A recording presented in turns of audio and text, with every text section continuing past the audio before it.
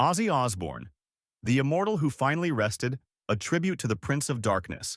He was supposed to outlive us all. After all the drugs, the chaos, the bats, the quad bike crash, the live ants, how could Ozzy Osbourne actually die? But on July 22nd, 2025, the impossible happened. Ozzy Osbourne passed away at the age of 76, surrounded by family, weeks after his final, sold-out farewell show in Birmingham, the very city where it all began. This is the story of John Michael Osbourne, the weird, wonderful, unkillable Prince of Darkness. Chapter 1. The Madman from Aston. Ozzy was born in 1948 in Aston, a rough, working-class neighborhood in Birmingham, England. He grew up poor, dyslexic, shy, constantly bullied. He once said he felt stupid his whole childhood. He dropped out of school at 15, did factory jobs, went to jail for stealing a TV, not exactly a promising start. But the world was about to meet a rock god in disguise. Chapter 2. Birth of Black Sabbath. In 1968, Ozzy formed a band with guitarist Tony Iommi, bassist Geezer Butler, and drummer Bill Ward. They started as Earth, but changed their name after seeing a horror movie across the street, Black Sabbath. And just like that, heavy metal was born. The music was darker, heavier, scarier. Ozzy's vocals weren't clean or perfect. They were raw, haunted, human. Songs like War Pigs, Iron Man, and Paranoid sounded like the soundtrack to the end of the world. People either loved it or thought it was satanic. Ozzy was banned from some radio stations, churches, and eventually countries. Very metal. Chapter 3. The Fall and the Rebirth. By the late 70s, Ozzy had a serious drug and alcohol problem. One last thing, if you have any drugs or any alcohol, give me some. Even Black Sabbath, literal pioneers of doom and destruction, thought Ozzy had gone too far, so they fired him. Most people would fade into obscurity or wind up in rehab. Ozzy, he started his solo career, and it was somehow even bigger. He dropped Crazy Train and Mr. Crowley with a young, mind-blowingly good guitarist named Randy Rhoads. Blizzard of Oz wasn't just a comeback, it was a statement. Ozzy wasn't done. Not even close. Chapter 4. The Bat, the Ants, and the Absolute Madness. Now let's talk about the chaos. In 1982, a fan threw a bat on stage during a show in Iowa. Ozzy thought it was fake. So naturally, he bit its head off. It was real. He got rabies shots and a lifetime of legend status. He once bit the head off a dove at a record label meeting.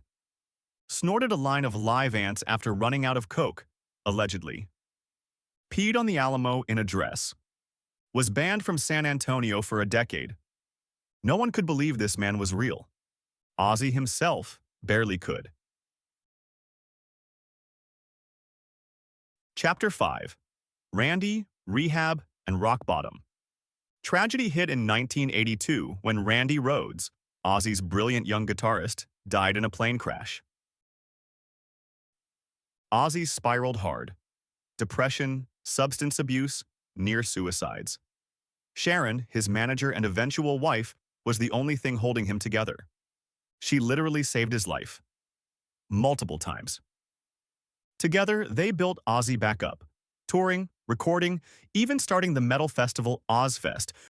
Here it all comes, the good, the bad, the ridiculous, the naked truth about Ozzfest. Which introduced bands like Slipknot and System of a Down to the world. Chapter 6. The reality show nobody expected. Then came MTV's The Osbournes in 2002.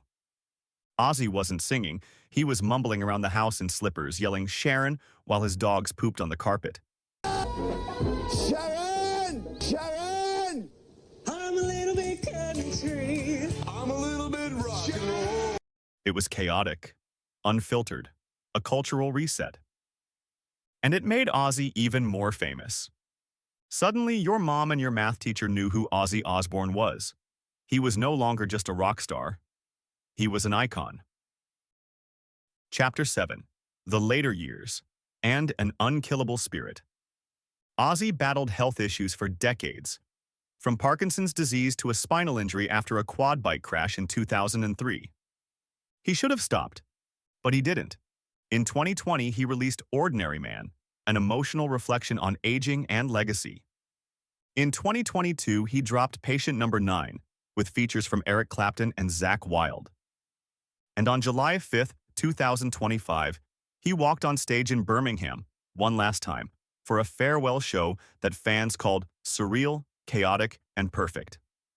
3 weeks later, he was gone. Chapter 8. A Final Goodbye. Ozzy Osbourne died on July 22, 2025, aged 76. The world stopped. From Metallica to McCartney, tributes poured in. Sharon released a statement saying, "Ozzy was magic and madness, fire and heart. He was the love of my life and the light of millions." Legacy. The Immortal Prince.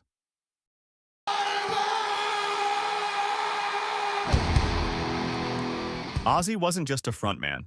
He was metal. He shaped a genre, terrified parents, inspired generations, and somehow became the most lovable maniac in music history. He was inducted into the Rock and Roll Hall of Fame twice, launched a global festival, gave us a reality show, and proved you can mess up, break down, lose your mind, and still make it back. Final words. Ozzy used to joke that he wanted Crazy Train played at his funeral, and honestly, that feels perfect. He lived like a storm, loved deep. And that was the wild, chaotic, and legendary story of Ozzy Osbourne. A man who bit the head off a bat, got banned from an entire state, and somehow outlived everyone's expectations. If you made it this far, you're an absolute legend yourself. I put a lot of love, and probably too much caffeine, into making this video, so if you enjoyed it, hit that like button like it owes you money. Subscribe if you want more weird, wild, and wonderful stories like this one. From rock gods to bizarre brain science, we're going there. And hey, drop a comment. Tell me your favorite Ozzy moment or just say Sharon in all caps. I'll know what you mean. Until next time, stay loud, stay weird. Peace.